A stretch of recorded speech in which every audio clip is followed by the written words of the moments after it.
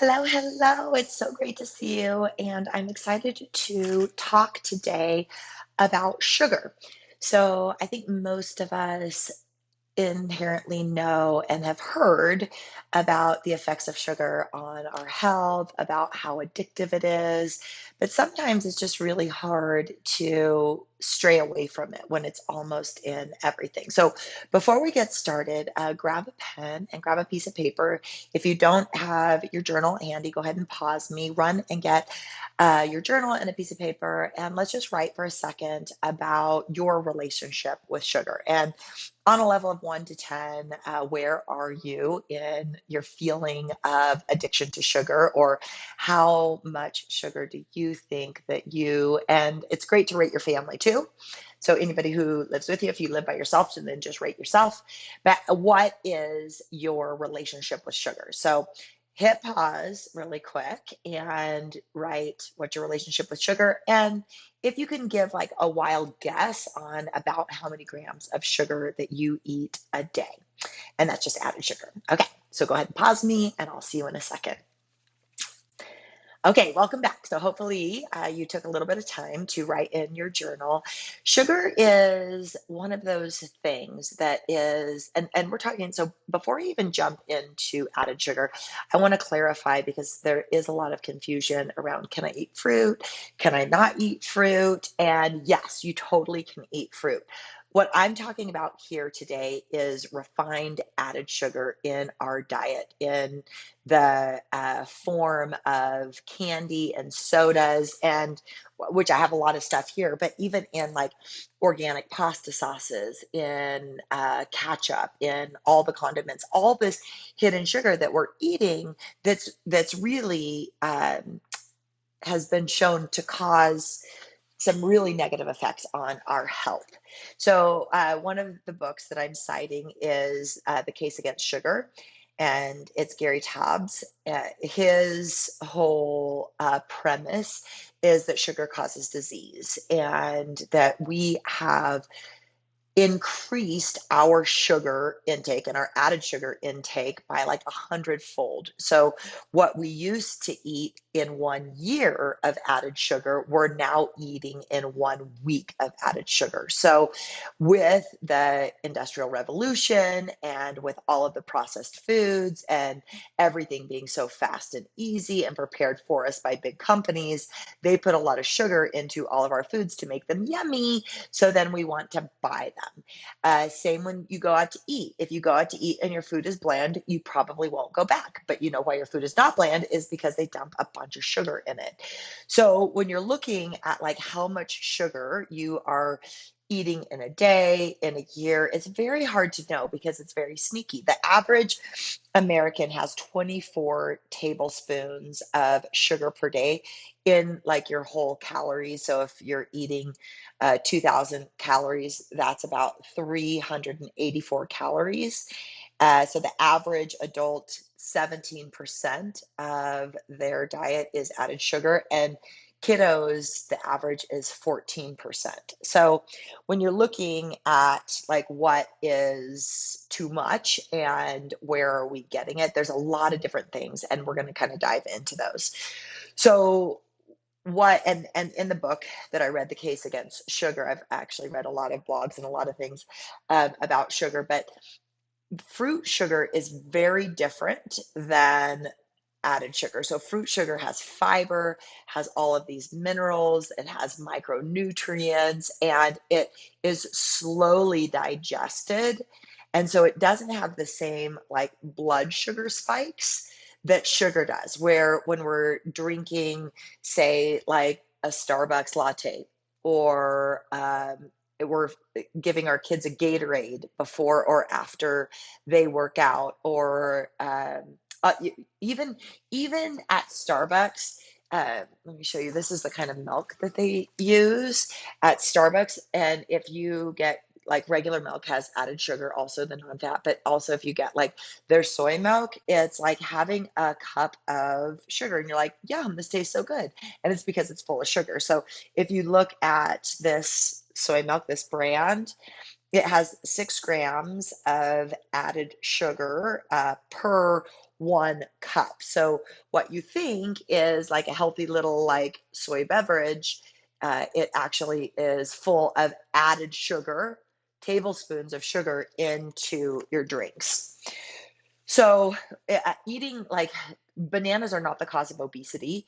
And when you're eating fruit, a lot of times fruit gets a bad rap because it is high in sugar. But in reality, and the processed food that we're eating is really what's causing severe havoc on our health. Sugar is like the new tobacco, and it also causes havoc on the effects of our hormones. So, because of our blood sugar spiking, uh, everything in our body is kind of like misfiring. And so, we can have hormonal issues, which lead into all of these other things that we'll talk about.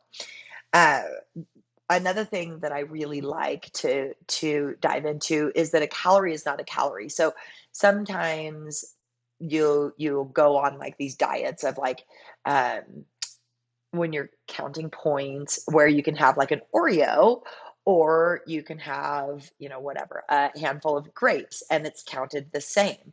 But what we don't see is the long-term effects of this processed food and the processed sugar. So the unfortunate thing is sugar doesn't have an instant effect on our health. Yeah, we might get like sugar like high. So you'll get like this like endorphins because sugar is very similar to drugs in that way. So you get like this little high and you might get a low. But to really see the effects of sugar, it's kind of similar to smoking. Like you don't smoke one cigarette and then die of lung cancer, right? So and some people can smoke their whole life and not get lung cancer, but some people do. And it's similar with sugar. So sugar, you're not going to see the effects of sugar right away. You're going to see it in a decade. And then all of a sudden you're dealing with a lot of like autoimmune diseases, heart disease, diabetes, these things that are not reversible. Even if at that point you quit sugar, it's not that they're not reversible, they're hard to reverse.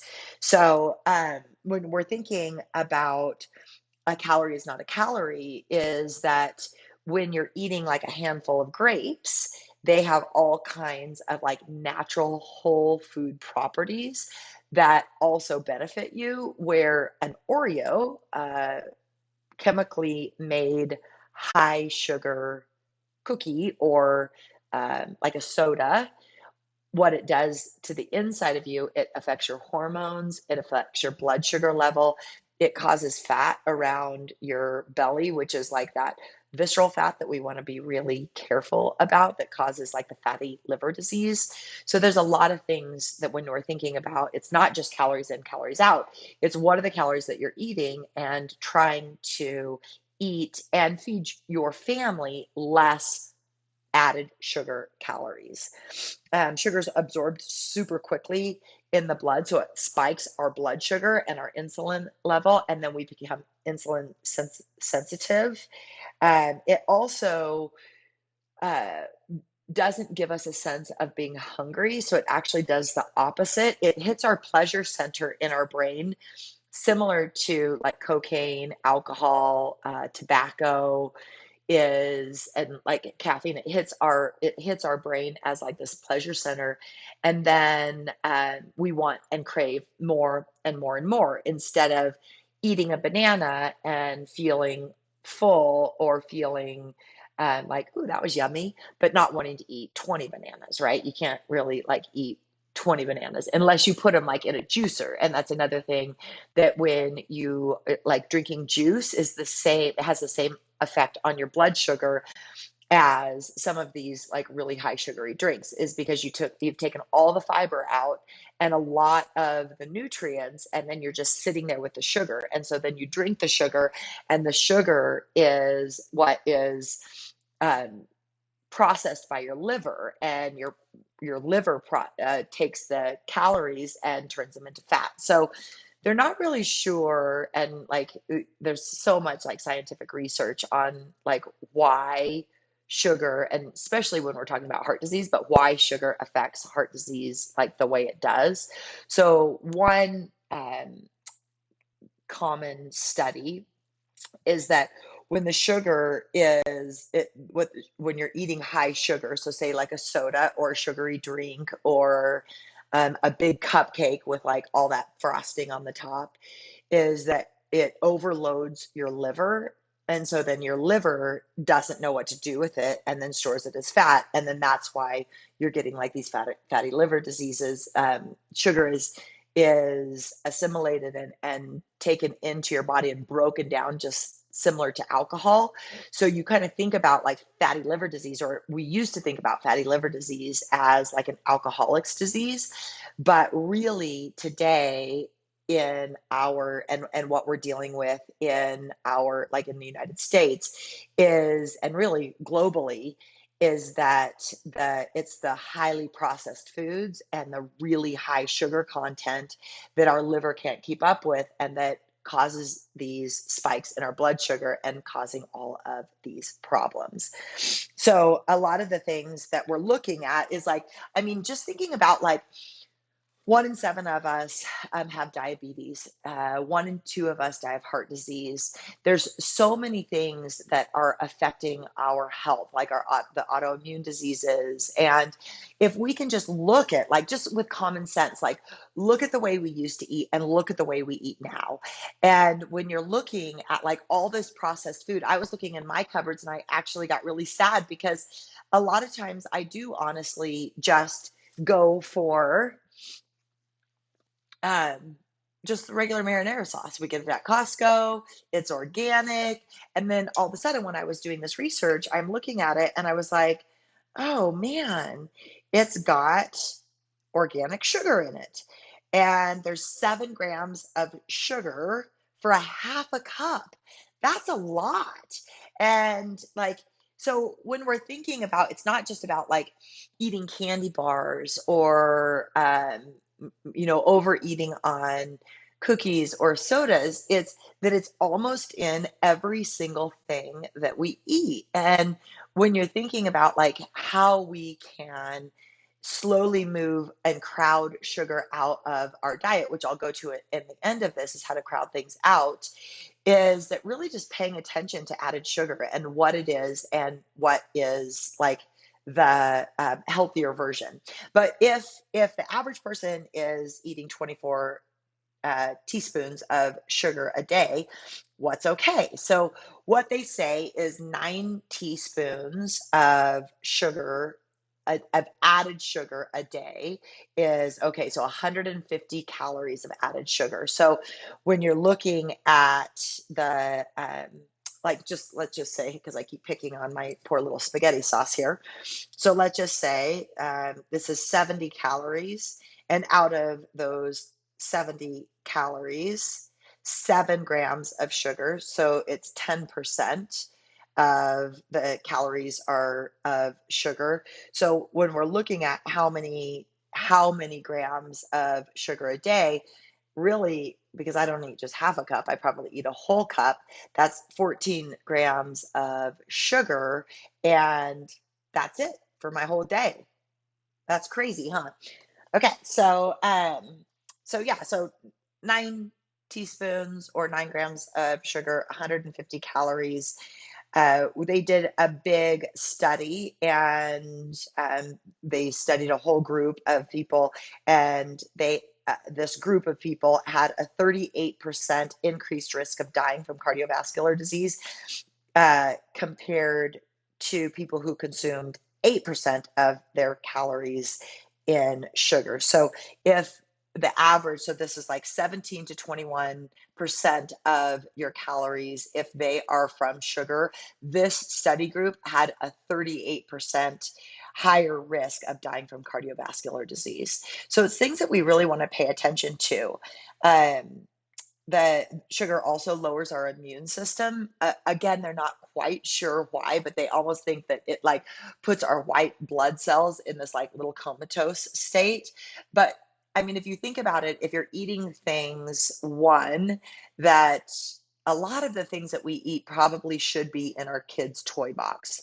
So if you're looking at like yogurt, that is like red and blue, and or if you're looking at like candy that is all these different colors and they're pretty much all sugar, those things should be in the toy box. They shouldn't be in our mouth. And when we're eating them, and this is not judgment, you guys, I am like, dealing with the same thing and consciously trying to pull sugar out of our family as much as possible because it is hard. Like, I have a son who is like, I work really hard to try to keep as much sugar out of his diet as can, but it's prevalent, it's everywhere. So at least if we can do our best to during meals, like not have the sugar in our meals and start crowding out sugar as much as possible so we're not addicted to it. I think it's so crazy that like sugar affects us the same as cocaine, but we wouldn't just be casually like giving our children cocaine or doing cocaine every day,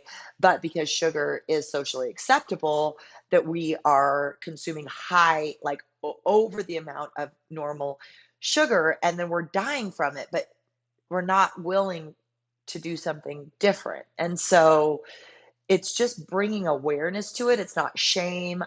I'm not talking against anything. I just want to bring awareness for myself, for my family, for your family. And let's just see if together we can peel away and crowd out sugar out as much as possible. And then we decide, right? You decide, like, how much is okay for you and your family, but knowing the risks. So if it lowers your immune system, it increases the likelihood of cancer, it increases inflammation, it also causes depression. So if you can watch your moods when, say, you had like a big holiday, there's a lot of candy or like chocolate hanging around, and you're eating a lot of sugar, pay attention to your moods the next days. It's almost like you're getting like a food hangover. And is it worth it? So it also can increase cellular aging. It decreases our energy. It increases weight gain. And it also accelerates the skin aging process. So as we're like aging, we want to age as gracefully as we can by cutting out sugar. There's really no negative effects to that, except that we're going to have to be uncomfortable a little bit. Like it's uncomfortable to make our own pasta sauce or look for pasta sauce that's not doused with sugar. Um, so I want to go into a few like eat this, not that, that just like some ideas of how to crowd out because a lot of times if you just say I'm never having sugar again, then all of a sudden you have all these cravings and then you're diving into boxes of cookies. So a lot of things super easy is to crowd it out with fruit. And so with us, whatever, if you're not making it to the store very often, is frozen fruit is great. Like in Costco, they have big bags of organic blueberries, and we just pour over a little bit of like almond milk, and then they taste like yogurt covered blueberries. They do make your teeth all blue, but you can just brush your teeth afterwards. So when you're thinking about crowding out sugar, fruit is a really, really good option. There's nothing better than biting into like a delicious mango if you're craving cookies. And the best way to not eat the Haagen-Dazs is to not buy the Haagen-Dazs. So buy your willpower at the store. And then when you're at the store, start being a really good label reader. And to be quite honest with you, I'm not a great label reader until now. All of a sudden, I was like, I really thought because I buy organic and that we don't have that much processed food that we were kind of in the clear. But when I was looking through my pantry, I was like,